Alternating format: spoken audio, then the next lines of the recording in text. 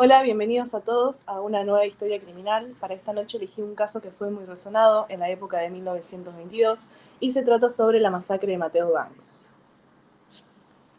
En primer lugar, todos se preguntarán quién es. Él fue un chacarero que a sus 44 años de edad se lo calificó como el primer multihomicida de la Argentina. Los hechos ocurrieron un 18 de abril del año de 1922 en la localidad de Azul, la provincia de Buenos Aires.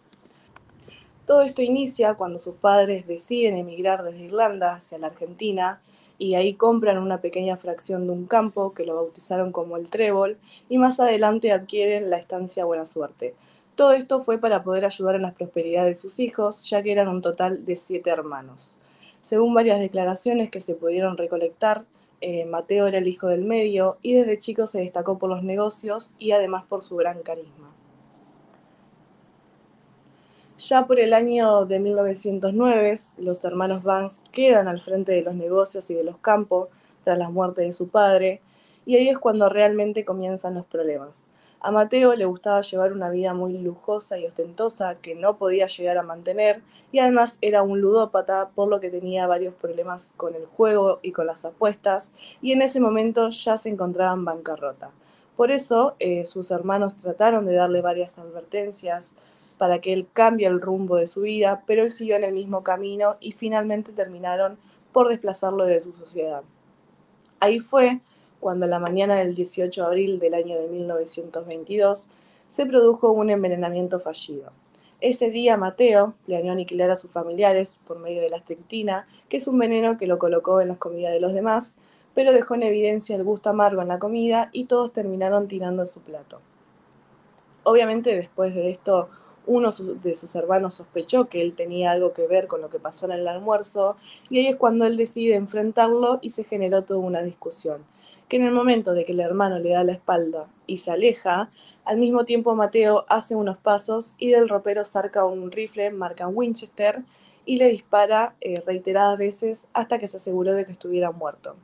En ese mismo instante es cuando Sarita, de 12 años, que era su sobrina, ve caer a su padre muerto y ella justo se encontraba en la cocina e intenta escapar del asesino, pero él termina alcanzándola con y le da un culetazo en la cabeza y en el momento que ella se cae al piso, ahí es cuando Mateo la agarra y la arroja a una zanja y le termina efectuando 2 disparos. Ahí es cuando una hora más tarde a uno de los peones que se encontraba trabajando, así sin mediar palabra, lo termina asesinando de un disparo. Lo peor de todo es que ahí no terminó todo, sino que la matanza siguió continuando. Mateo esta vez se dirigió hacia el campo del Trébol y ya a la entrada encuentra a uno de los peones que estaba acomodando unas cosas y él le pide, bajo un engaño, de que lo acompañara hacia la otra hacienda porque tenían que terminar algo. Y en el momento de que llegan a la otra hacienda, Mateo le efectúa 2 disparos y lo asesina por la espalda. Ya al amanecer es cuando él regresa hacia el campo del Trébol y ahí se encuentra a su hermana, que también bajo un engaño le comenta que uno de sus hermanos se encontraba en grave estado y que debían ir rápidamente hacia la otra hacienda. En el momento de que ellos emprendieron el viaje, ahí es cuando a mitad de camino Mateo le dispara sin piedad y termina arrojando su cuerpo en el medio de la nada. La matanza comenzó en la hacienda Buena Suerte a la 1:15 del mediodía y culminó 15 horas más tarde en el campo del Trébol. En total asesinó a 3 de sus hermanos, a 2 trabajadores, a 2 de sus sobrinas y a su cuñada.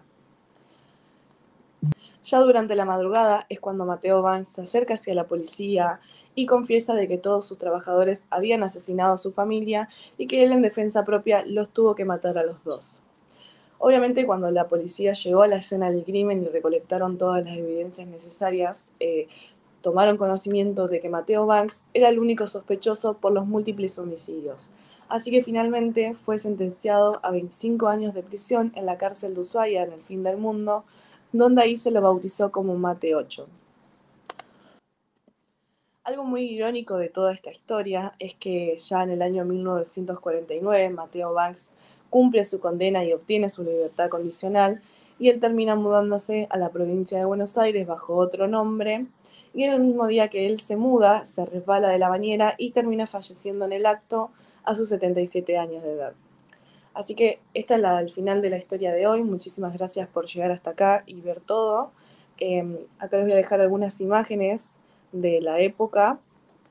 Y algo muy importante también que me gustaría destacar es que el año pasado se cumplieron 100 años desde esta masacre que marcó a la localidad del Azul, aquí en la provincia de Buenos Aires, y debido a esto decidieron realizar un homenaje a las víctimas de Bateo Banks, poniendo un QR cerca de donde se encuentran las tumbas para que encuentren toda la información que sucedió. Así que muchísimas gracias a todos, nos vemos en el próximo Historia Criminal.